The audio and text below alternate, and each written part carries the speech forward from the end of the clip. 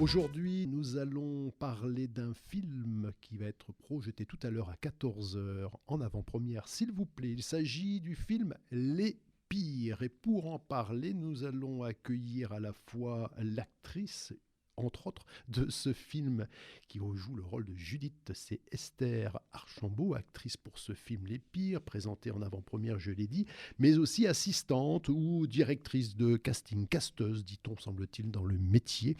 On reviendra sur ce métier et sur ce rôle que vous tenez dans ce long métrage qui est signé Lisa Coca et Romane Guéret, dont c'est justement le premier long métrage de cinéma. Ce qui explique votre double présence ici sur ce plateau, puisque Gaël Labanti est à vos côtés, et Gaël est directeur artistique du festival du premier film d'Annonay, festival qui a carte blanche, qui nous amène ce film et qui va fêter sa 40e édition entre le 27 janvier et le 6 février prochain. Alors bonjour à Esther. Bonjour, merci de m'accueillir. Et bonjour également à Gaël. Bonjour. Alors, on va, si vous le voulez bien, commencer par vous, Gaël, parce que le festival, le premier film d'Annonay, on a compris à peu près de quoi il s'agit. J'aimerais quand même qu'on en parle un peu plus dans le fond, car qu'est-ce qu'on appelle finalement un premier film ? C'est avant d'être produit ou c'est déjà produit un premier film ?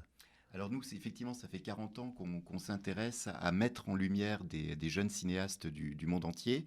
Et l'idée, en tout cas pour notre section compétitive, c'est d'aller chercher 10 films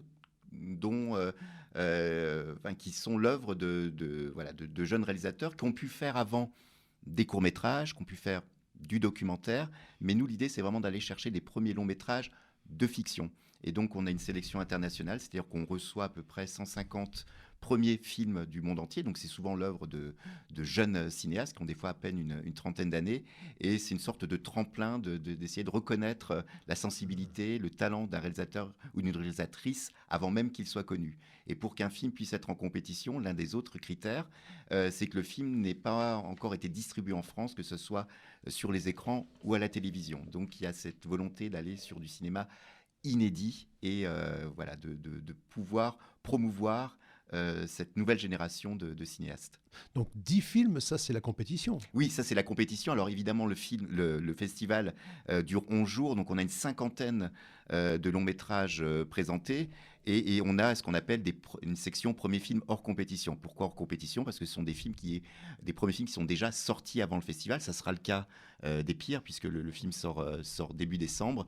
Et on a aussi le premier week-end du festival, et ça on y tient parce qu'on aime beaucoup mettre l'accent sur les personnes derrière la caméra, mais aussi sur les jeunes comédiens.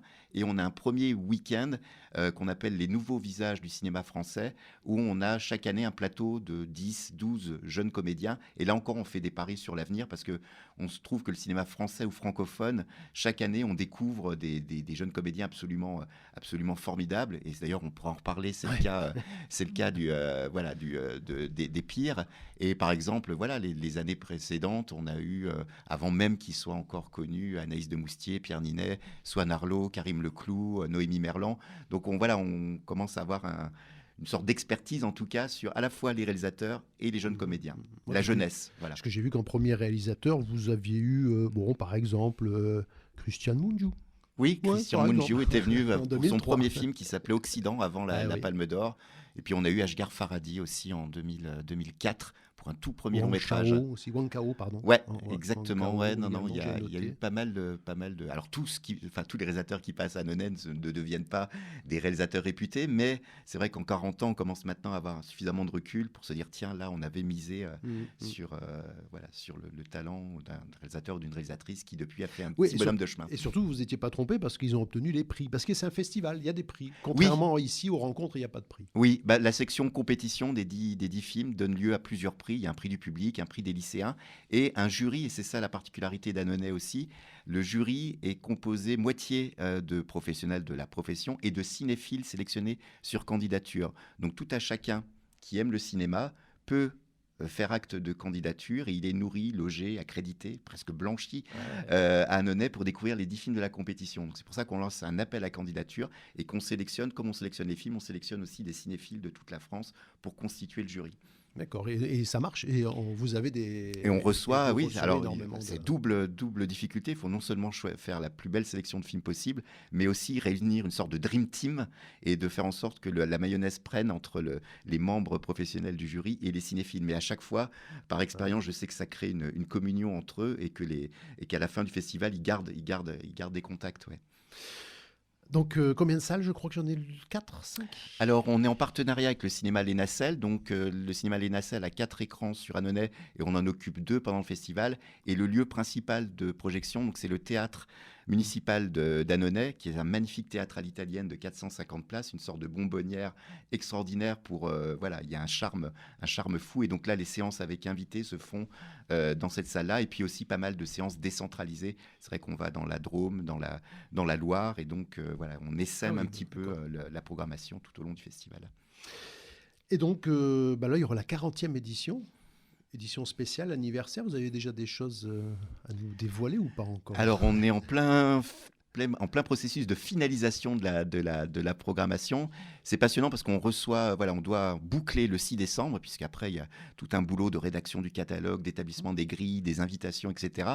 Et là, on reçoit énormément encore de films. Souvent, les distributeurs se font un malin plaisir de nous envoyer les films au dernier moment, comme si déjà le stress n'était pas suffisant. Donc là, pour tout vous dire, pour la section compétition, on a beaucoup plus de candidats que de places possibles.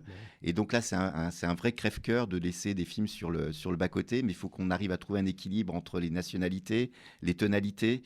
Et voilà, c'est passionnant. Après, on a déjà, pour fêter un peu les 40 ans, on a envie d'avoir un petit regard rétrospectif, c'est de se dire quels sont les réalisateurs et comédiens qui sont passés par Annonay, et donc pouvoir peut-être les réinviter. Donc on a cette idée-là. On va faire, là c'est sûr en fait, c'est la présence de Cédric Kahn, grand réalisateur et comédien aussi.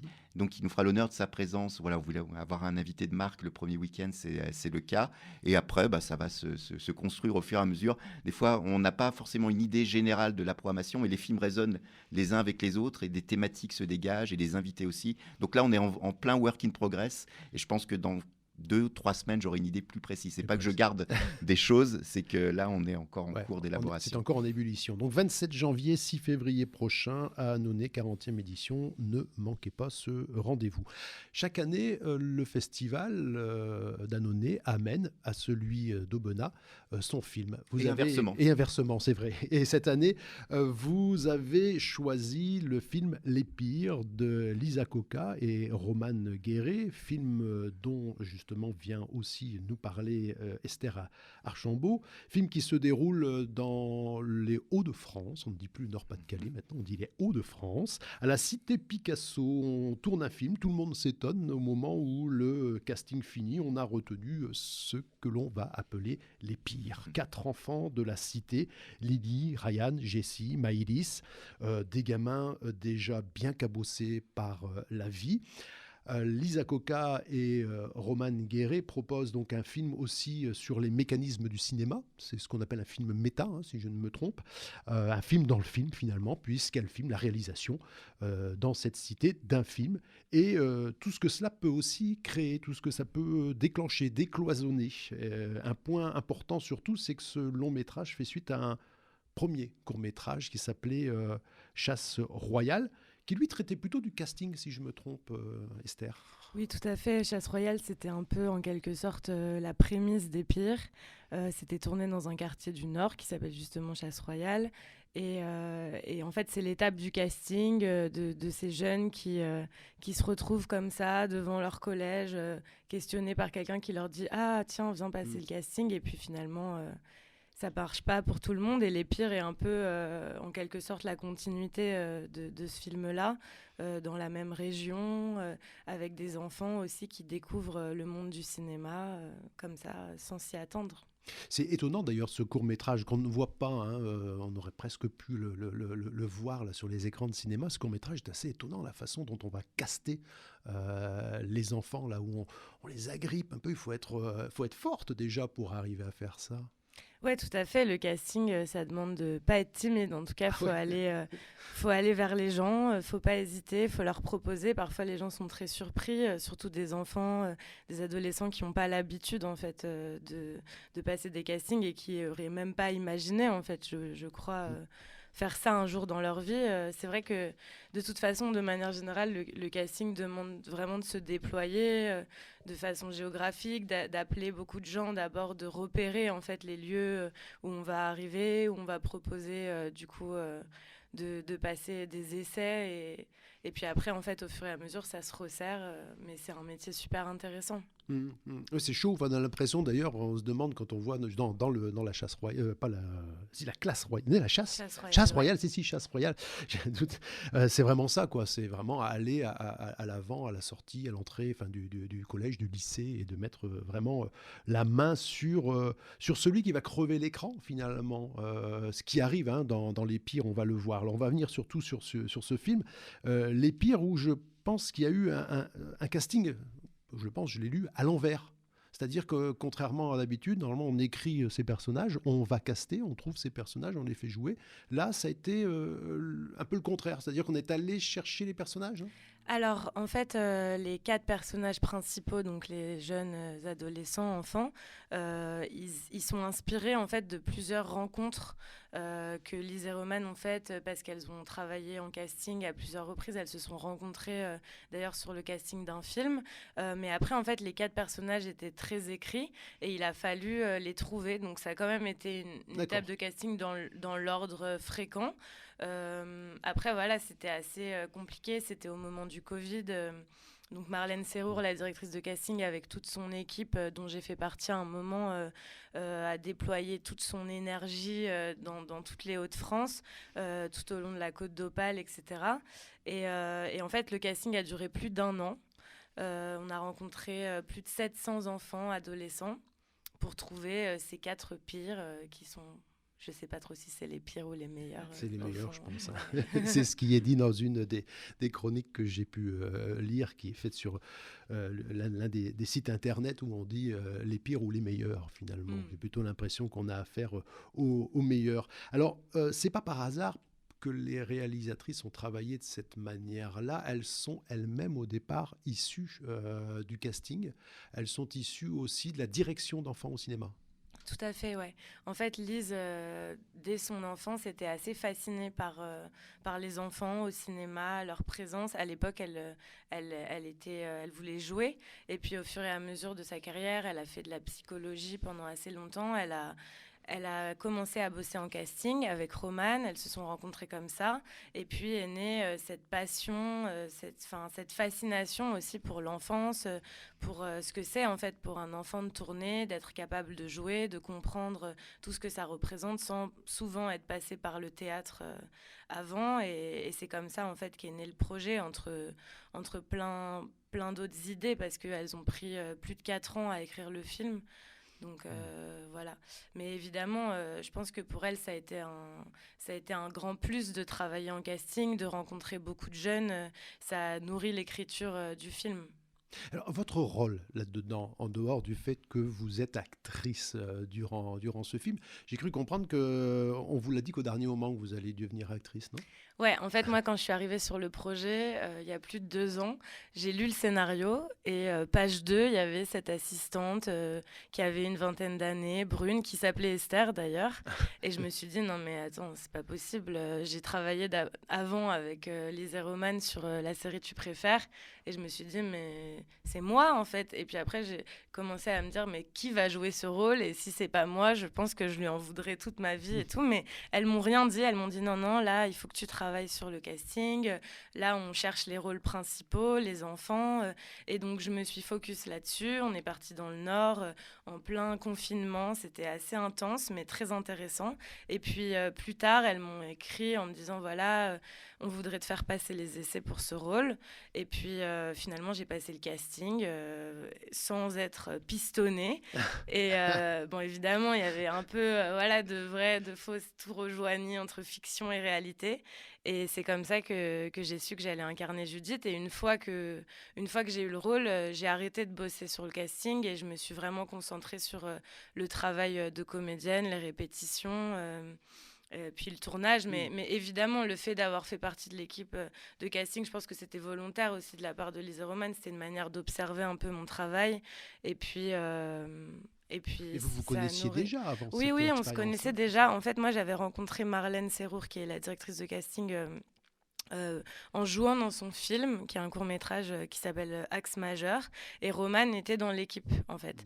Donc moi, j'avais 17 ans à l'époque et j'ai été tout de suite conquise par leur personnalité, la manière dont elles parlaient du cinéma, et c'est un peu devenu comme mes grandes sœurs, en fait. Et j'ai bossé avec elles, à leur côté, dans les équipes techniques.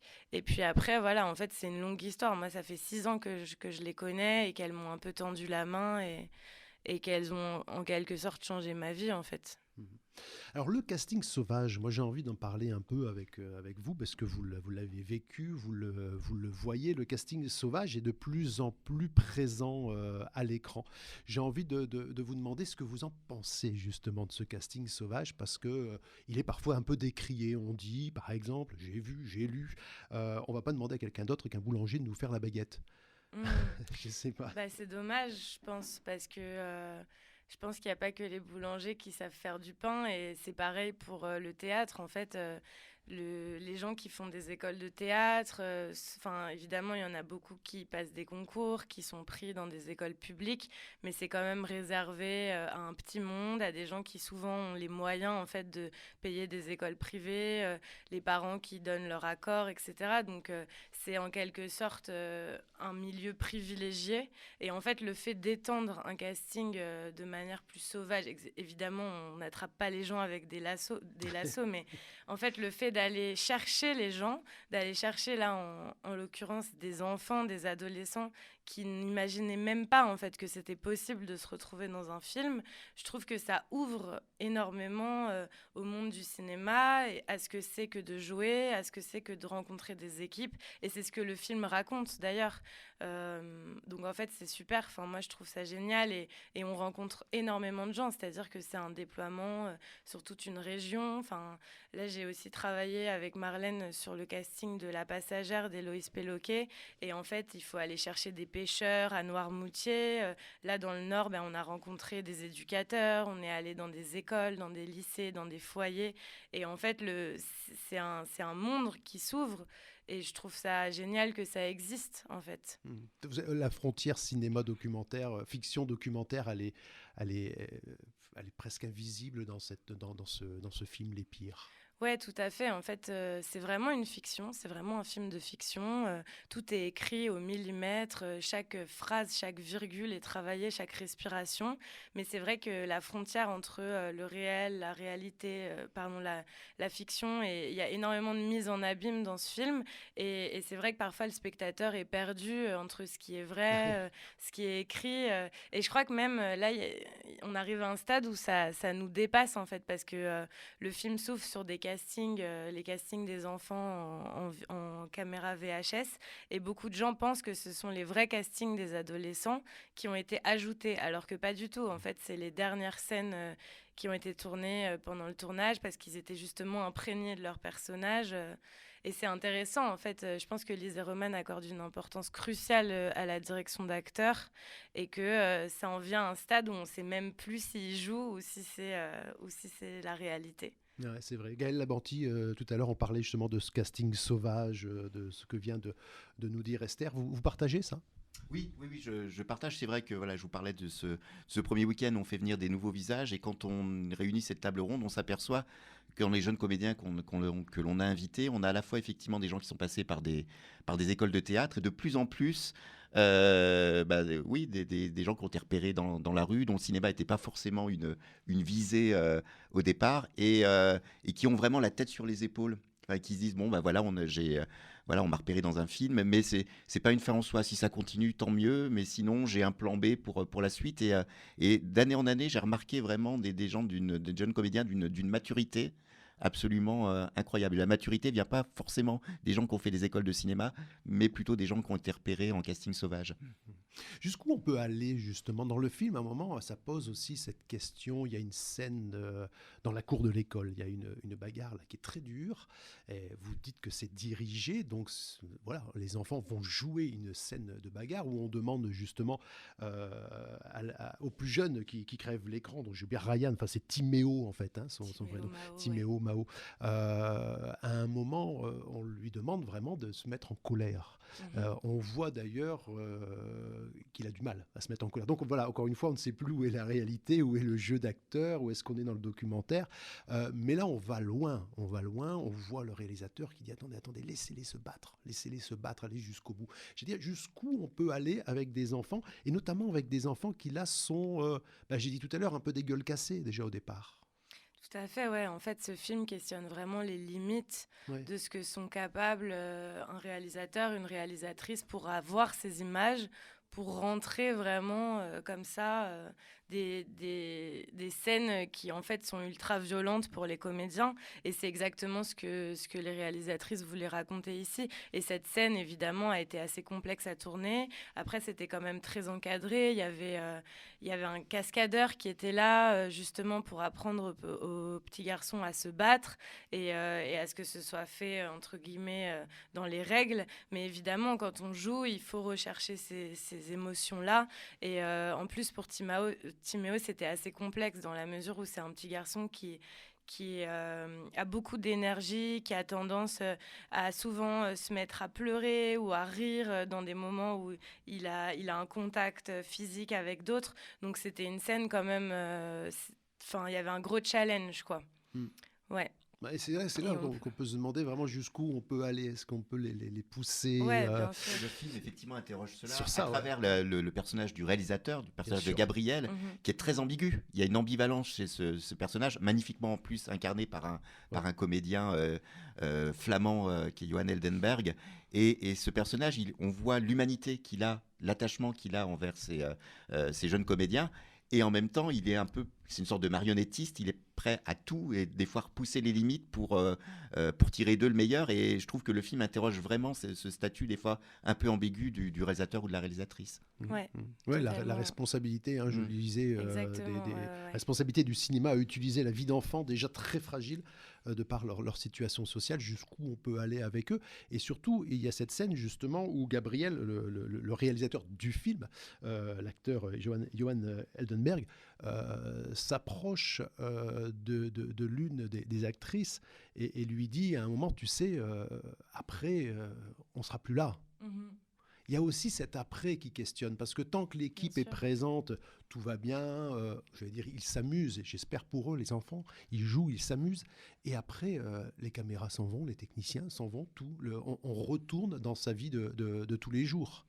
Ouais, exactement. Un tournage, c'est tellement intense, on vit tellement de choses, on est comme une famille ensemble, et pour des enfants qui n'ont jamais fait ça et qui se retrouvent comme ça, chouchoutés pendant une longue période, le retour à la réalité est pas évident, et je trouve ça très intéressant qu'elles aient mis ça dans le film. D'ailleurs, le personnage de Gabriel le dit, mais je pense qu'il parle aussi pour lui, dans le sens où il a mis tellement d'énergie, tellement de sa vie dans ce film que, évidemment, après, le retour à la réalité est assez complexe. Et d'ailleurs, moi, je l'ai complètement vécu comme ça.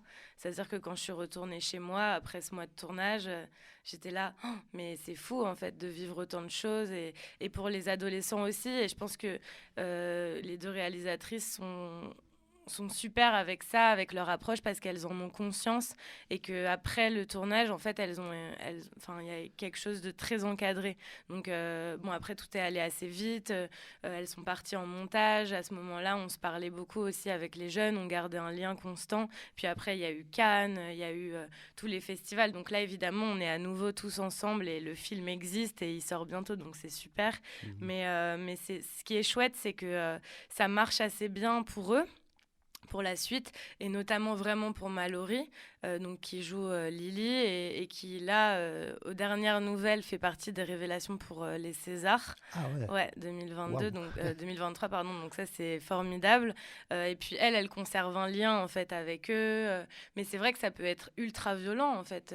Bien sûr. Il y a quelques jours en débat, on me demandait, mais en fait, une fois que ces enfants retournent à la réalité, qu'est-ce qu'ils font? Ils retournent à l'école.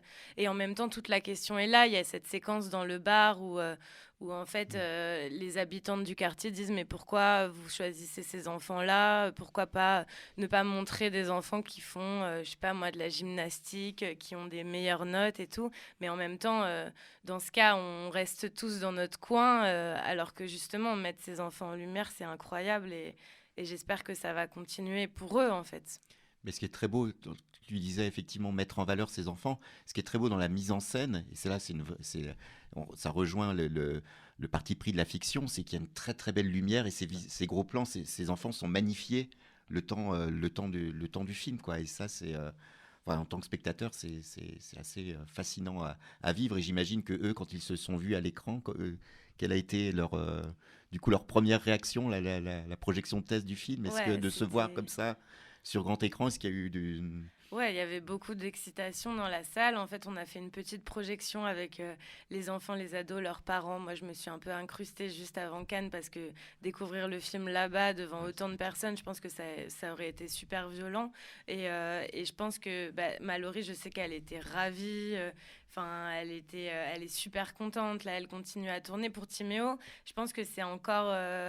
il y a quelque chose de plus complexe à trouver. Enfin, il est super content. Je pense qu'il est super fier.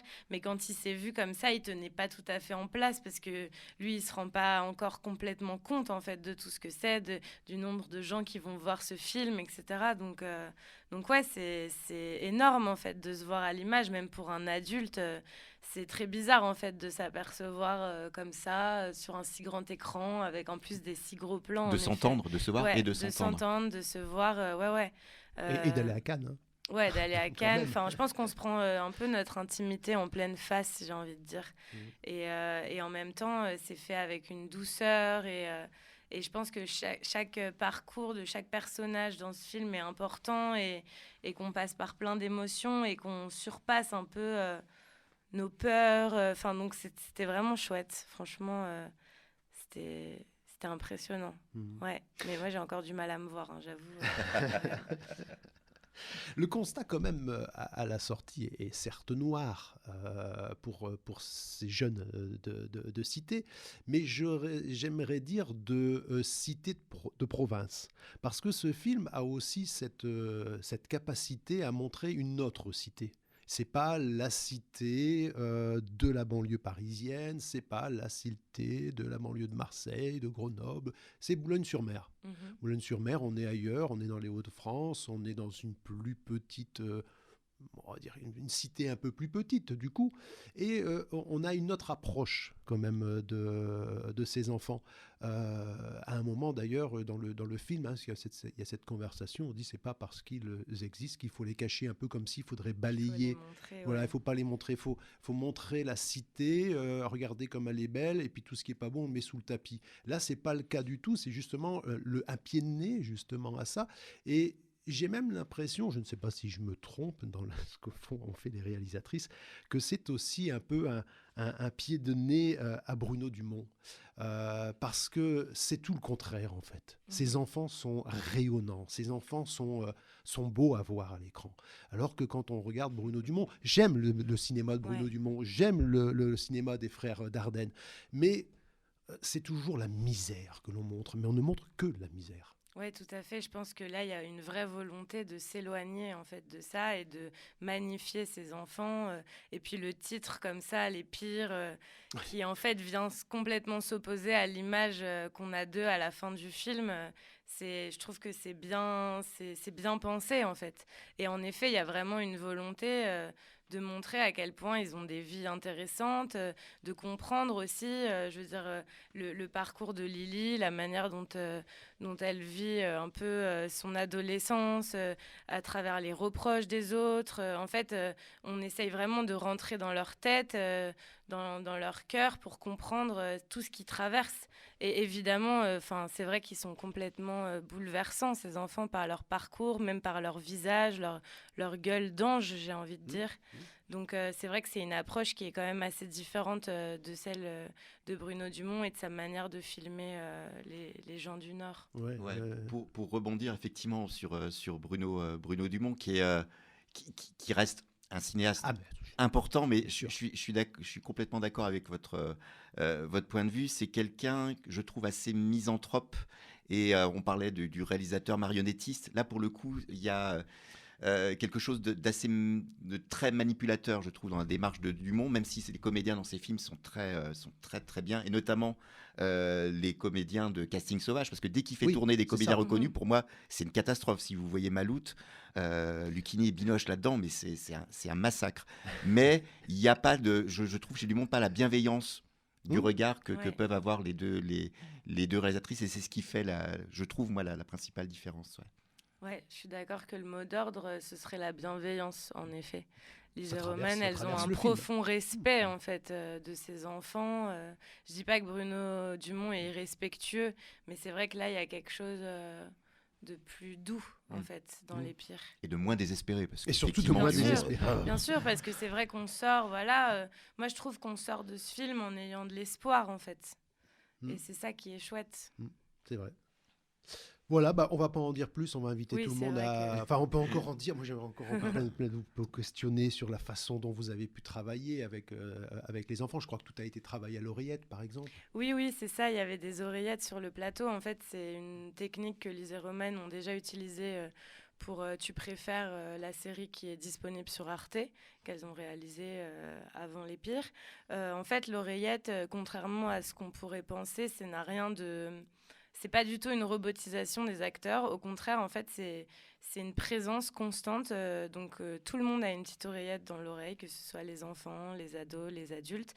Et en fait, ça leur permet, elles, d'être en retrait sur le plateau, de rester derrière le combo et de nous parler en permanence. Et de nous rappeler à l'ordre si on s'éloigne de notre texte, ou de nous indiquer « Ah tiens, tourne un petit peu la tête à gauche, à droite, etc. » Et en fait, pour un enfant, je crois qu'il y a quelque chose de très rassurant, en fait, d'avoir cette présence-là dans l'oreille, de savoir qu'elles sont là, qu'elles écoutent, qu'elles nous regardent, tout en étant devant le combo pour voir les images. Et elles ont une manière aussi de travailler où elles laissent tourner très longtemps la caméra, et donc on refait beaucoup de fois les scènes sans couper, ce qui nous permet de rester, en fait, dans la continuité, dans l'histoire. Donc moi je trouve ça super. Au début c'est déstabilisant, et puis finalement on s'y habitue, et c'est presque comme une addiction après de les avoir tout le temps présentes dans notre tête, en fait. Mais en fait, avant ça, avant le plateau, il y a beaucoup de répétitions. Elles ont beaucoup travaillé sur le texte avec les ados, avec nous. On a appris nos textes vraiment au mot près, et c'est ça qui permet après de rentrer dans le jeu, de manière... Les enfants ont pu quand même à un moment, on le voit dans le film, se lâcher au niveau des textes ou pas? Franchement, non. C'était quand même très travaillé, écrit, à la virgule près, très écrit. Donc c'est un gros travail de répétition et de direction de l'acteur, de l'actrice aussi.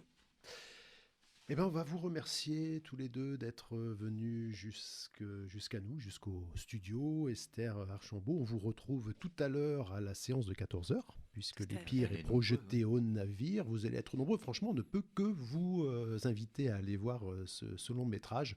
Premier long métrage pour ces deux réalisatrices, dont j'ai encore oublié le nom. Elles sont notées Lise Akoka et Romane Guéret. C'est là-dedans dans mes feuilles. Merci à Gaëlle Labanti d'être venu. Et puis n'oubliez pas la 40e édition du festival, du premier film d'Annonay, on le rappelle, 27 janvier. Au 6 février 2023. Il y a des tas de choses sympathiques à voir. Et notamment si vous avez loupé Les Pires, ou si vous voulez le revoir, ça sera aussi sur Annonay. Puis plein de très très beaux premiers films au programme. Voilà, et si vous ratez Les Pires, il y a d'autres projections prévues. Vous regardez sur le programme des rencontres des cinémas d'Europe. Il y en a 2 après celle d'aujourd'hui. Mais Esther ne sera plus là. Esther ne sera plus là. Et ensuite, le film sort tout début. Le 7 décembre. Le 7 décembre, exactement. Merci à tous les deux.